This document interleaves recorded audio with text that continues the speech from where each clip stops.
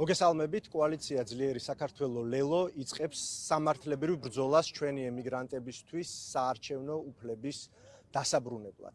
2024 წლის საპარლამენტო არჩევნებმა აჩვენა, რომ საზღვარგარეთ შექმნილ საარჩევნო უბნებზე, იქ სადაც რეჟიმს არ ჰქონდა შესაძლებლობა საარჩევნო манипуляციების, კარუსელის დატრიალების, ადმინისტრაციული რესურსის გამოყენების, ამომრჩევლების დაშინების და მათზე ზეწოლის ქართული ოცნება 13%-ით იყო წარმოდგენილი, მან განიცადა სრული კრახი და დამარცხდა.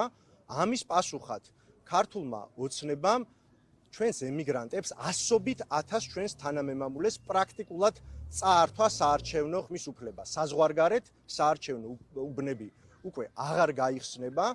განსაკუთრებით ცინიკური იყო მათი პასუხი და გზავნილი ჩვენი ემიგრანტებისადმი, რომ ჩვენ არ ვართმევთო მათ საარჩევნო უფლებას და არჩევნების დღეს ყველას შეუძლია ჩამოვიდესო, რამდენად არარეალური არის ეს ყველაფერი საზოგადოებას კარგად მოეხსენება, იმიტომ რომ ადრე პრობლემა იყო სწორედ არასაკმარისი, არასათანადო რაოდენობის საარჩევნო უბნების გახსნა საზღვარგარეთ. ჩვენ ამისთვის ვიბრძოდით წლების განმავლობაში, რომ მეტი ადამიანი ყოფილიყო საზღვარგარეთ ჩართული პოლიტიკურ პროცესში, ის ადამიანები, რომლებსაც შეაქვთ უზარმაზარი წვლილი ეკონომიკურ ცხოვრებაში, რომ ყოფილიყვნენ პოლიტიკურ ცხოვრებაშიც და პოლიტიკური ნების ფორმირებაში ჩართულები.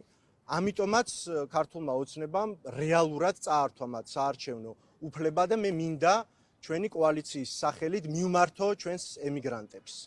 შემოგვიერთდით, ერთად დავიწყოთ ბრძოლა. კოალიცია ძლიერმა საქართველო ლელომ თვეების განმავლობაში იმუშავა კონსტიტუციურ სარჩელზე, მოაბზადა ბრწყინვალე სამართლებრივი დასაბუთება, იმიტომ რომ ეს რეგულაციის ცვლილება არ არის მხოლოდ, ეს არის ანტიკონსტიტუციური აქტი, ეს სარჩელი გამოქვეყნდება და თითოეულ ემიგრანტს ექნება შესაძლებლობა ფორმალურად გახდეს ამ სასარჩელო მოთხოვნის მონაწილე, გახდეს მხარე, იდავოს საკონსტიტუციო სასამართლოში და ჩვენი კოალიციის კვალიფიციური იურისტები გაუწევენ მათ სამართლებრივ წარმომადგენლობას საკონსტიტუციო სასამართლოში. სარჩელის ტექსტი და სამართლებრივი დასაბუთება, არგუმენტაცია ბუნებრივია იქნება იგივე, ტექნიკურად არის შესაძლებელი რომ შევიდეს სხვადასხვა სარჩელი ერთი და იმავე შინაარსით, ეს რა თქმა უნდა გაერთიანდება, ექნება საერთო სამართლებრივი წარმომადგენლობა, რომელსაც პირადად მეც გაუწევ თითოეულ ემიგრანტს ამ სასამართლოში.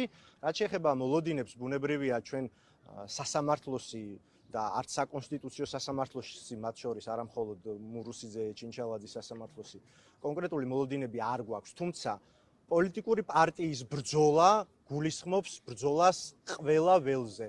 გულისხმობს, რა თქმა უნდა, არჩევნებში მონაწილეობას, გულისხმობს ინსტიტუციურ ბრძოლას სასამართლოში, გულისხმობს მშვიდობიან პროტესტში მონაწილეობას, ჩვენს დასავლელ პარტნიორებთან კომუნიკაციას. ეს ყველაფერი ემსახურება, რა თქმა უნდა, ერთ მთავარ მიზანს ქართველმა ხალხმა დაიბრუნოს თავისი ხმა და გადაწყვიტოს ამ ქვეყნის ბედი. ჩვენ, რა თქმა უნდა, ვებრძვით რეჟიმს და რეჟიმი ცდილობს, რომ მოქალაქეებს შეუზღუდოს წაართვას არჩევნებში მონაწილეობის შესაძლებლობა. რა თქმა უნდა, ამიტომაც ჩვენ ვიყენებთ ინსტიტუციური ბრძოლის მეთოდსაც, რაც გულისხმობს საკონსტიტუციო სასამართლოში ამ წარმოუდგენელი აქტის არაკონსტიტუციურობაზე დავას.